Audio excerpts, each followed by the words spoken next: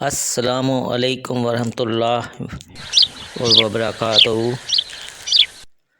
رمضان المبارک اور روزے، ایک جامع جائزہ۔ رمضان المبارک اسلامی کیلنڈر کا 9واں مہینہ ہے اور اسے تمام مہینوں میں سب سے زیادہ فضیلت والا مہینہ سمجھا جاتا ہے۔ اس مہینے میں قرآن کریم نازل ہوا اور اس میں روزے رکھنا ہر مسلمان پر فرض ہے۔ روزے کب فرض ہوئے؟ روزے ہجری سن 2 میں فرض ہوئے۔ یہ وہ وقت تھا جب مسلمان مکہ سے مدینہ ہجرت کر گئے تھے۔ کس نبی کے دور میں فرض ہوئے؟ روزے نبی کریم صلی اللہ علیہ وسلم کے دور میں فرض ہوئے۔ ہم سے پہلے قوموں پر بھی روزے فرض تھے۔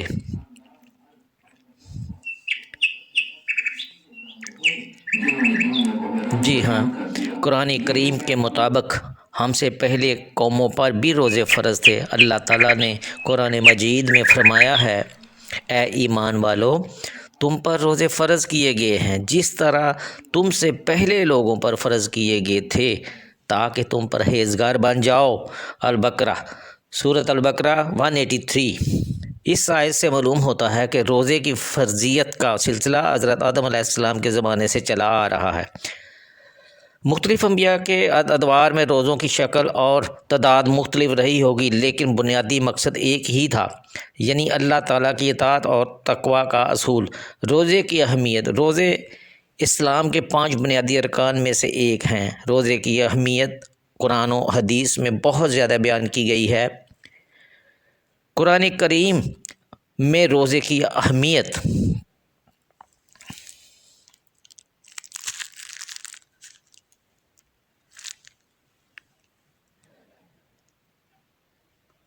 قرآن کریم میں روزے کی فرضیت کے ساتھ ساتھ اس کی اہمیت اور فضیلت کا بھی ذکر ہے۔ اللہ تعالیٰ نے فرمایا ہے، رمضان کا مہینہ جس میں قرآن نازل کیا گیا لوگوں کے لیے ہدایت ہے اور واضح نشانیاں جو صحیح رہنمائی اور حق و باطل میں فرق کرنے والی ہیں۔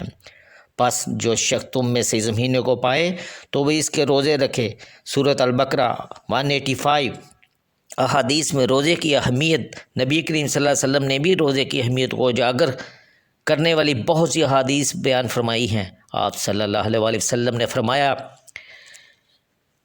جس نے رمضان کے روزے ایمان کے ساتھ اور ثواب کی نیت سے رکھے اس کے پچھلے گناہ معاف کر دیے جاتے ہیں۔ بخاری۔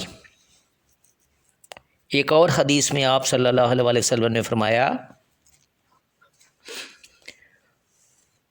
روزہ دار کے لیے 2 خوشیاں ہیں، ایک جب وہ افطار کرتا ہے تو خوش ہوتا ہے اور دوسری جب وہ اپنے رب سے ملے گا تو خوش ہوگا۔ مسلم۔ روزے کے مقاصد۔ روزے کے کئی مقاصد ہیں جن میں سے کچھ یہ ہیں: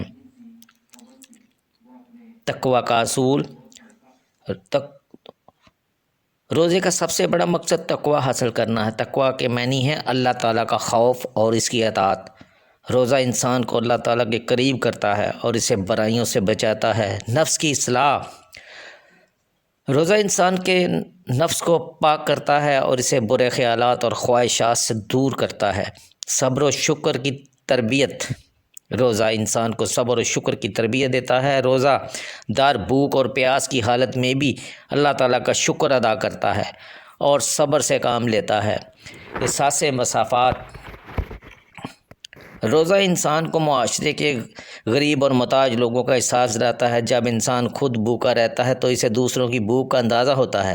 صحت کے لیے مفید۔ روزہ صحت کے لیے بہت مفید ہے۔ روزہ رکھنے سے جسم کے زہریلے مادے نکل جاتے ہیں اور نظام ہضم بہتر ہوتا ہے۔ روزے کے احکام و مسائل۔ روزے کے کچھ احکام و مسائل ہیں جن کا جاننا ہر مسلمان کے لیے ضروری ہے۔ ان میں سے کچھ یہ ہیں: سحری اور افطار کا وقت۔ روزے میں سحری اور افطار کا وقت بہت اہم ہے۔ سحری طلوع فجر سے پہلے کی جاتی ہے اور افطار غروب آفتاب کے بعد کیا جاتا ہے۔ روزے کی حالت میں مکروہات۔ روزے کی حالت میں کچھ چیزیں مکروہ ہیں، یعنی ان سے روزہ ٹوٹ جاتا ہے۔ ان میں سے کچھ یہ ہیں: کھانا پینا، جمع کرنا، جھوٹ بولنا، غیبت کرنا وغیرہ۔ قضا روزے۔ اگر کسی وجہ سے روزہ چھوٹ جائے تو اس کی قضا کرنا ضروری ہے۔ فدیہ۔ اگر کوئی شخص روزہ رکھنے سے بالکل عاجز ہو تو وہ فدیہ دے سکتا ہے۔ فدیہ یہ ہے کہ وہ ہر روزے کے بدلے میں کسی غریب کو کھانا کھلائے۔ روزے سے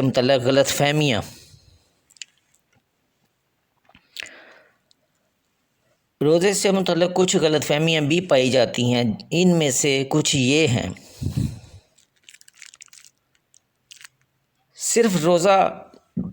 روزہ صرف بھوکا پیاسا رہنے کا نام ہے۔ روزے میں سب کچھ جائز ہے۔ روزہ صرف بوڑھوں اور بیماروں کے لیے ہے۔ ان غلط فہمیوں کا ازالہ ضروری ہے۔ روزہ ایک عبادت ہے اور اس کے کچھ اصول و ضابطہ ہیں۔ ہر مسلمان کو چاہیے کہ وہ روزے کے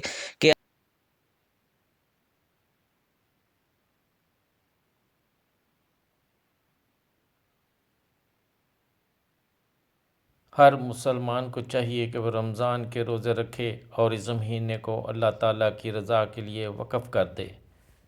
آخرت کی فکر، اللہ تعالیٰ کی ذات نے دنیا میں اور آخرت میں کیا انعام دینا ہے، وہ انسان اس چیز سے بالکل بے خبر ہے۔